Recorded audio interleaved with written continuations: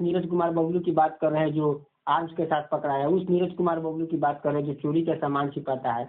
इस नीरज कुमार बबलू से मेरा एक सवाल है आपके माध्यम से, जब इसकी पत्नी पहली बार चुनाव लड़ रही थी एमएलसी का पूर्णिया से, तो यही नीरज कुमार बबलू पप्पू जी यादव के सामने जाकर गिड़गिड़ाता था कि सर किसी तरह मेरी पत्नी को मदद कीजिए, चुनाव जितवा दीजिए। नीरज कुमार बबलू राजपूत समाज से आते हैं, हम भी उसी समाज से हैं। हम इससे पूछना चाहते हैं कि तुम्हारी औकात और हैसियत कहाँ थी जिस समय कर्मी सेना के अध्यक्ष सुखदेव सिंह गोगामेरी को मारा। आज पप्पू यादव जी ने लिख दिया तो इन लोग को पेट में दर्द होने लगे। क्यों दर्द होने लगे भाई? क्या सुरक्षा पप्पू यादव जी का अधिकार नहीं है अपना?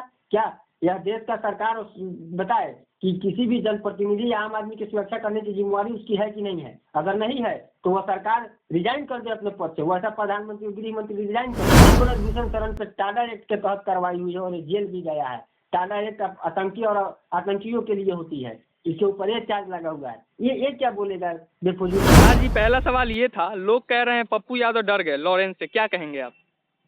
ये बेफजूल की बातें हैं। आप ये बताइए कि उनको मुंबई जाने से पहले धमकी मिल रही थी, और अगर वो डर गए होते तो क्या महाराष्ट्र जाते? वो डर गए होते तो झारखंड चुनाव में जाते?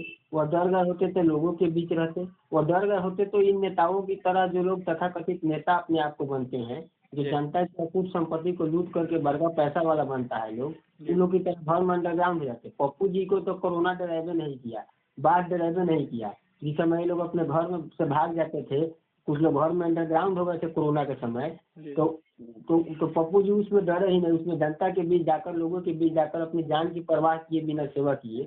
अगर उनको मौत से इतनी ही डर रहती तो उस समय भी सेवा नहीं करते। ये बेफिजूल की बात है। देखिए, संविधान और कानून मायने रखता है हम लोगों के लिए। संविधान और कानून सर्वोपरि है, उसमें आस्था है। इसलिए नहीं तो इस लॉरेंस टोरेंस जैसे 2 टक्के के अपराधी को हम लोग 2 मिनट में औकात दिखा देते। जी, नीरज बबलू भी हमला बोल रहे हैं पप्पू यादव पे, इस पे क्या बोलिएगा?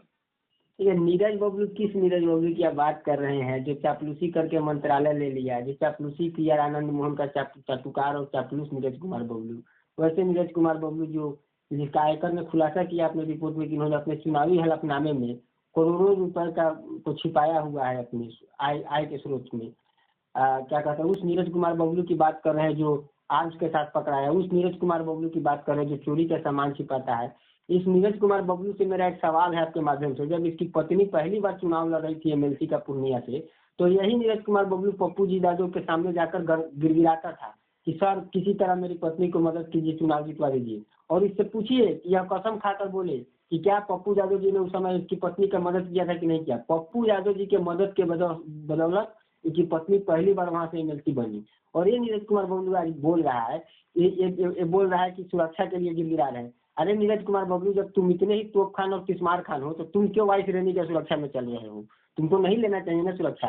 पप्पू यादव जी ने तो कह दिया कि हम भी चाहते हैं कि देश के जो भी सांसद या विधायक है, कानून बने कि उसको कोई सुविधा नहीं दी जाएगी। कोई बात नहीं है, ना आवास दीजिए ना कुछ दीजिए, जो सांसद है अपना अपने हिसाब से अपना व्यवस्था करके करेगा, कोई दिक्कत नहीं है। लेकिन आप सवाल है कि कोई अगर व्यक्ति संविधान और कानून के दायरे में रह करके कोई अगर संविधान और कानून को बचाने की बात अगर कह दिया, ये लॉरेंस के खिलाफ इन लोगों को बोलने की औकात नहीं होती है, हिम्मत नहीं होती है। नीरज कुमार बबलू राजपूत समाज से आते हैं, हम भी उसी समाज से हैं। हम इससे पूछना चाहते हैं कि तुम्हारी औकात और हैसियत कहाँ थी जिस समय कर्मी सेना के अध्यक्ष सुखदेव सिंह गोगामेरी को मारा। हमारे समाज के मजबूत आवाज थे देश में, वो लगातार समाज के एकता के लिए काम करते थे, समाज के हितों की बात करते थे। उसकी हत्या कर दी उस दिन तुम कहाँ थे? उस दिन तुम हाथ में चूड़ी पहन लिए थे क्या? तुम्हारे भाई सुशांत सिंह राजपूत की मामला में सबसे पहले पप्पू यादव जाकर के कहने वाले व्यक्ति है कि सुशांत सिंह राजपूत की हत्या नहीं, आत्महत्या नहीं है, हत्या है।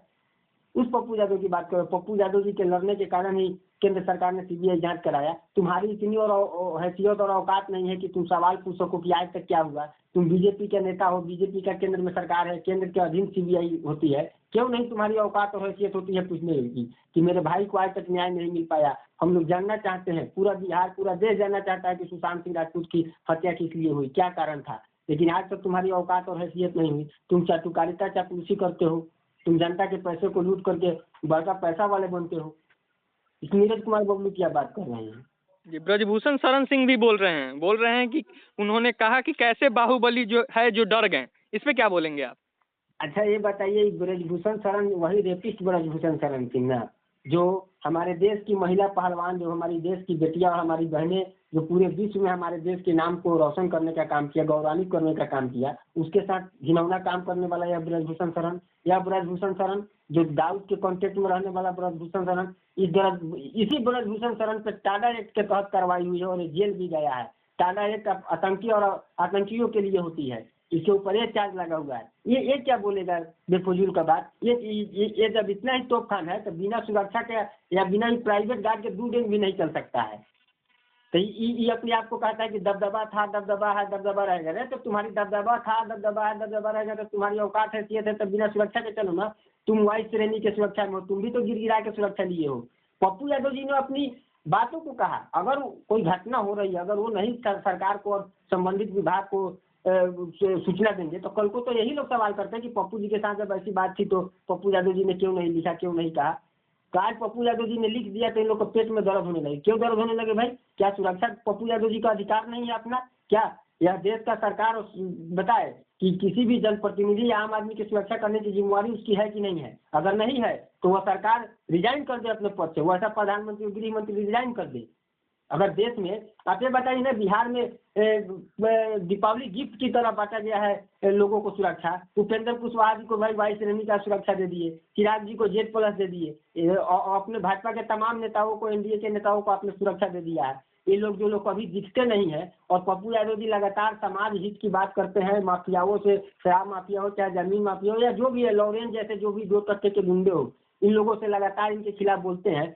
देश में पहला ऐसा व्यक्ति है ये, तो देश के लोगों को गर्व करना चाहिए कि उसने हिम्मत जुटाई कि जब सारा लोग चुप था उस समय उन्होंने बताया कि लॉरेंस बिश्नोई के ऊपर कार्रवाई की जा सकती है। हम लोग को अपनी जवाबदेही और जिम्मेवारी पता है, हमारी जो जवाबदेही जिम्मेवारी है उसको हम लोग करेंगे। और इस लॉरेंस से एकदम नहीं पप्पू यादव जी डरे हैं, ना हम लोग डरे हैं।